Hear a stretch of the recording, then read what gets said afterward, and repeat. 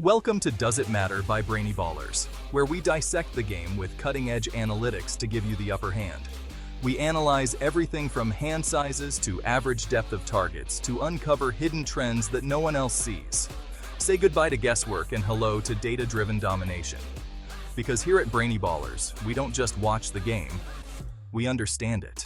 So get ready, it's podcast time. Welcome to the Deep Dive.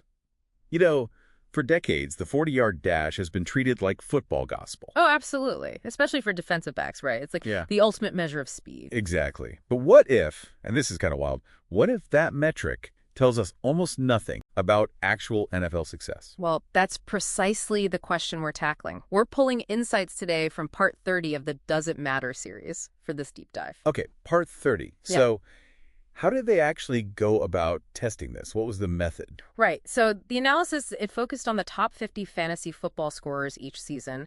They used PPR scoring. Standard. Yeah. And crucially, from 2003 onwards, the idea was to really hone in on the impactful players, not the fringe guys who might skew the numbers. Makes sense. So top 10 means like the elite finishers. Correct. Players finishing 1st through 10th in fantasy points each season. And when we mention the bottom 10, that specifically means players rank 41st through 50th. Got it. So they crunched the numbers, looked at the averages. What did they find initially? Did speed rule? You'd think so, wouldn't you? But honestly, the first look at the averages chart was surprising. How so? There were just no clear trends. In fact, get this, in 12 out of the 21 seasons, 57% of the time, the 40-yard dash times for the top 10 finishers were actually equal to or even slower than the guys finishing way down. That completely flips the script on the whole speed kills idea for DBs. So if pure raw speed wasn't the obvious answer, did the researchers just give up there?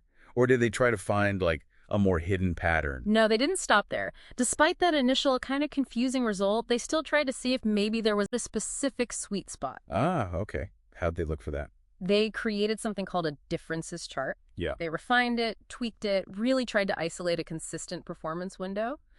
And this is where it got really interesting for a bit. Do you want to start dominating your drafts? At BrainyBallers.com, we've researched every metric under the sun for you to find which ones are best linked to fantasy points. You can access hundreds of metrics to sharpen your scouting abilities so you know which metrics matter and which are just noise. Stop guessing on which thresholds to look for within each metric. Big numbers can be misleading or irrelevant. Our Ultimate Athlete Blueprints reveal essential scouting metrics, their importance, and benchmarks within each metric that help predict a player's probability of being a success or bust. Elevate your scouting ability with Brainy Ballers' Ultimate Athlete Blueprints today. Click the link in the description. Now back to the show. Okay, I'm listening. They actually did find a range that seemed promising, 4.53 seconds to 4.68 seconds. So not blazing fast, but not slow either. Kind of a middle ground. Exactly. And this popped up in 51% of the top 10 finishers. That's 75 players out of 147. Okay, 51%. And how did that compare to the bottom group? Well, for the bottom 10 finishers, that same range only appeared 38.2% of the time, so 53 out of 136 players. Okay, so it showed up more often in the top group. Right. And after they fine-tuned things even more, this sweet spot showed up about 17.7% more often among the top 10 guys compared to the bottom 10.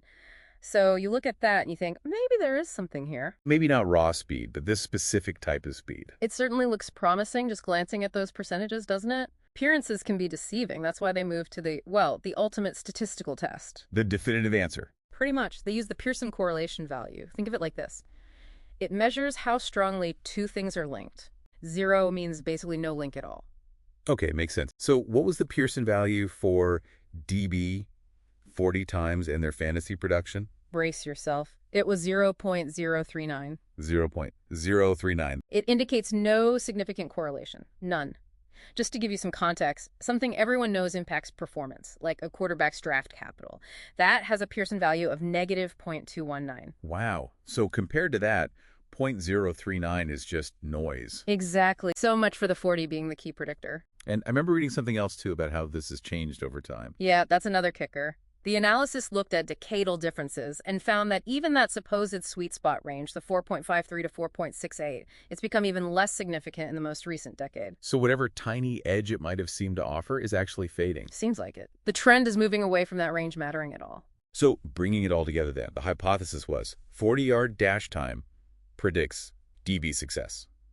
The result. The result is pretty clear. The study just didn't find support for it. A fast time simply isn't a guaranteed ticket to being a top-tier defensive back in the NFL, at least by this measure. So here's something for you, our listener, to mull over. If a metric as foundational, as obvious as the 40-yard dash for DBs isn't a strong predictor, what does that say about other metrics we rely on? Yeah, in sports, or maybe even in our own careers. Right. How much do we maybe overvalue something easily measurable like raw speed compared to those critical skills that are harder to quantify? Things like, instincts, how they see the field, adaptability. Definitely something to chew on.